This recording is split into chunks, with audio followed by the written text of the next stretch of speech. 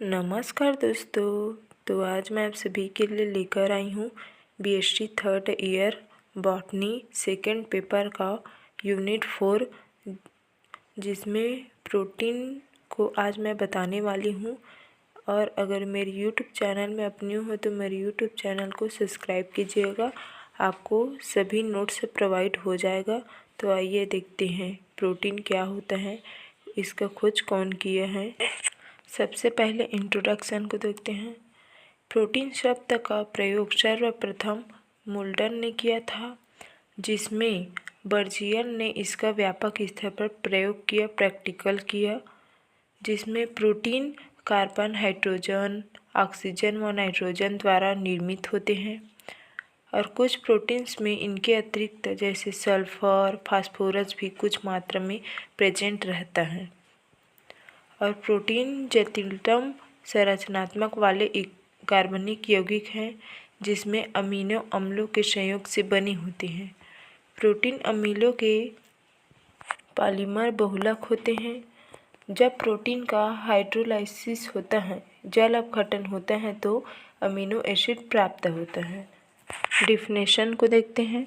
Protein के molecule amino acid के molecule से मिलकर बना होता है। प्रोटीन तो सामान्यतः कार्बन, हाइड्रोजन, ऑक्सीजन व नाइट्रोजन द्वारा निर्मित होते हैं। अब देखते हैं third number, classification of protein. तो प्रोटीन को दो भागों में डिवाइड किए गए हैं। फर्स्ट है संरचना के आधार पर डिवाइड किए हैं, और सेकंड है संगठन के आधार पर प्रोटीन्स को डिवाइड किया गया है, जिसमें सबसे पहले बेस्ड ऑन स्ट्रक्चर, संरचना के आधार पर डिवाइड किए गए हैं, उसका अध्ययन करते हैं। तो बेस्ड ऑन स्ट्रक्चर के आधार पर 2 टाइप्स डिवाइड किए गए हैं, जिसमें है फर्स्ट है फाइबर्स प्रोटीन, जो रेशेदार की तरह दिखाई देते हैं, जैसे कि ये प्रोटीन्स लंबी अथवा बेलनाकार होती हैं तथा सामान्यतः अपनी द्वितीय संरचना में पाई जाती हैं। फाइबर्स प्रोटीन लंबी होती हैं और बेलनाकार, और अपनी संरचना में द्वितीय संरचना में होती हैं, और यह प्रायः जल में कम घुलनशील होता है, और ये पास पास रहकर भी रेशा बनाते हैं। तो इसका एग्जाम्पल है स्किन नेल्स में केराटिन और टेंडल में कोलेजन का निर्माण रेशेदार प्रोटीन से होता है। सेकेंड नंबर का देखते हैं ग्लोबल प्रोटीन। ये प्रायः गोलाकार होता है, और ये प्रोटीन अपनी तृतीयक संरचना में उपस्थित होता है या पाई जाती हैं, और ये अपेक्षाकृत कम अणु भार वाली होती हैं, और सामान्यतः जल में घुलनशील होते हैं, जल में घुल जाता है ग्लोबल प्रोटीन। तो इसका एग्जाम्पल देखते हैं। हीमोग्लोबिन, मायोग्लोबिन गोलाकार प्रोटीन है। अब देखते हैं बेस्ड ऑन कंपोजिशन। तो संगठन के आधार पर डिवाइड किए गए हैं, उसको देखते हैं। तो हमारा फर्स्ट है सिंपल प्रोटीन, जिसे सरल प्रोटीन भी कहते हैं। तो ये प्रोटीन्स केवल अल्फा अमीनो अम्ल से निर्मित होता है, और घुलनशीलता के आधार पर इन्हें 6 उप समूहों में विभाजित किया गया है सिंपल प्रोटीन्स को। फर्स्ट है एल्ब्यूमिन। एल्ब्यूमिन वह प्रोटीन होता है जो जल, तनु अम्ल व तनु लवण में घुल जाता है, और ऊष्मा के प्रभाव से यह स्कंदित हो जाता है। तो इसका एग्जाम्पल है अंडा एल्ब्यूमिन और सीरम एल्ब्यूमिन्स। सेकेंड में है ग्लोब्यूलिन प्रोटीन। ये प्रोटीन जल में अघुलनशील होता है, जल में नहीं घुलते हैं, लेकिन एसिड एंड बेस की उपस्थिति में घुल जाता है, अम्ल व क्षार की उपस्थिति में घुल जाता है, और ऊष्मा के प्रभाव से यह स्कंदित हो जाते हैं। इसका एग्जाम्पल है मायोसिन व सीरम ग्लोब्यूलिन। थर्ड में है ग्लूटेलिन। जो ये प्रोटीन जल में घुलनशील होते हैं, लेकिन यह धान कणों में पाई जाती हैं। धान के जो बीज होते हैं ना, उसी में पाई जाती हैं। ये ग्लूटेन गेहूं में हो। फोर्थ को देखते हैं हिस्टोन प्रोटीन्स को। ये हीमोग्लोबिन तथा न्यूक्लियोप्रोटीन में पाई जाती हैं हिस्टोन प्रोटीन, और जल में तनु अम्लों में विलेय होते हैं, घुल जाते हैं, लेकिन क्षार में नहीं घुलते, अविलेय रहता है। अब देखते हैं 5 को प्रोटामीन्स को।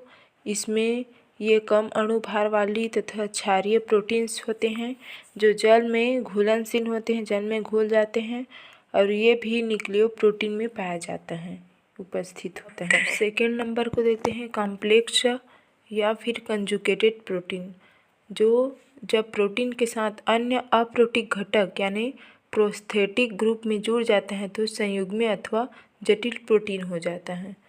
इसको भी निम्न भागों में डिवाइड किए गए हैं, तो आइए देखते हैं, पढ़ते हैं और समझते हैं।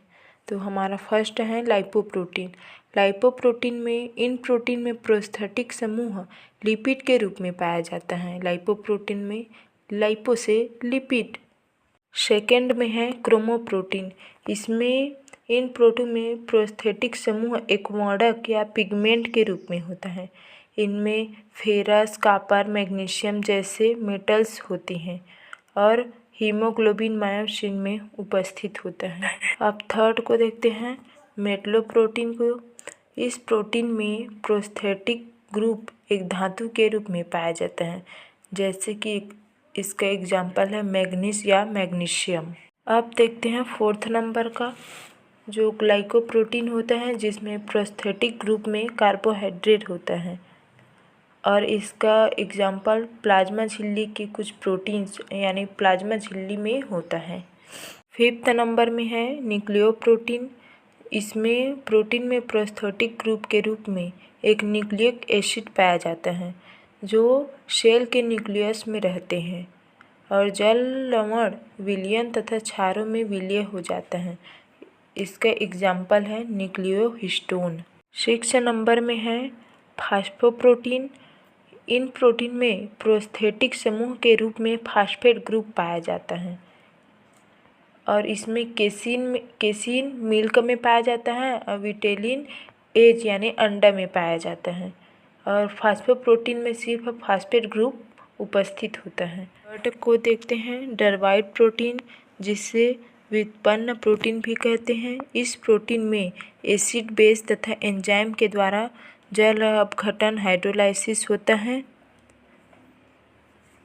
और ये 2 प्रकार से होते हैं, प्राइमरी डेरिवेटिव प्रोटीन्स और सेकेंडरी डेरिवेटिव प्रोटीन्स। तो प्राइमरी को फर्स्ट देखते हैं, तो इसमें होता है ये प्रोटीन विकृतीकरण द्वारा बनती हैं, प्राइमरी डेरिवेटिव प्रोटीन्स, और इसमें जल अपघटन नहीं होता, हाइड्रोलाइसिस नहीं होता तथा इसका एग्जाम्पल स्कंदित प्रोटीन है। और सेकेंडरी डेरिवेटिव प्रोटीन होता है, इसमें सरल अथवा संयुग्मी प्रोटीन के आंशिक विकृतीकरण के फलस्वरूप बनती हैं। इसमें जल और पॉलीपेप्टाइड श्रृंखला परिवर्तित हो जाती हैं, जैसे पेंटोस, पेप्टाइड, ये सब। तो इसका फंक्शनल आप प्रोटीन्स देखते हैं, इसका कार्य क्या है, प्रोटीन्स का कार्य क्या है, इसको देखते हैं। तो वो सबसे पहले तो प्रोटीन्स हमारे हार्मोन के निर्माण में मदद करता है और कट जाने के बाद रक्त स्राव को रोकने तथा घाव को भरने का कार्य करता है। प्रोटीन ऊर्जा के स्रोत के रूप में भी कार्य करती हैं और एंजाइम प्रोटीन उपापचयी क्रियाओं का नियमन करती हैं और संरचनात्मक प्रोटीन शरीर की वृद्धि की एवं मरम्मत की कार्य करती हैं और एंटीबॉडी का निर्माण करके शरीर को प्रतिरक्षा उपलब्ध कराती हैं और ब्लड में श्वसन गैसों का परिवहन करने वाला हीमोग्लोबिन पिगमेंट एक संयुग्मित प्रोटीन होती है। अब देखते हैं कंक्लूजन में प्रोटीन जीवन के लिए जरूरी पोषक तत्व हैं। यह शरीर की कोशिकाओं, ऊतक और अंगों की संरचना कार्य के लिए बहुत ज़रूरी है और प्रोटीन शरीर में कई तरह की कार्य करते हैं, जैसे कि एंजाइम बनाने में हेल्प करते हैं, हार्मोन विनिमय में हेल्प करते हैं, शरीर में ऊर्जा स्रोत के रूप में हेल्प करते हैं। तो 6 नंबर में हमारा है रेफरेंस, जिसमें जो आप जिस बुक से पढ़े हैं या यूट्यूब से, जैसे उसका नाम लिख देना है, जैसे doctor S.M. Saxena, doctor H.N. Benzyl और विकिपीडिया और नवोदय यूनिफाइड जो भी जिससे पढ़े हो आप उसमें लिख सकती हो। अगर आप लोग मेरे YouTube चैनल में नोटिफिकेशन पाना चाहते हो तो मेरे YouTube चैनल को सब्सक्राइब कीजिएगा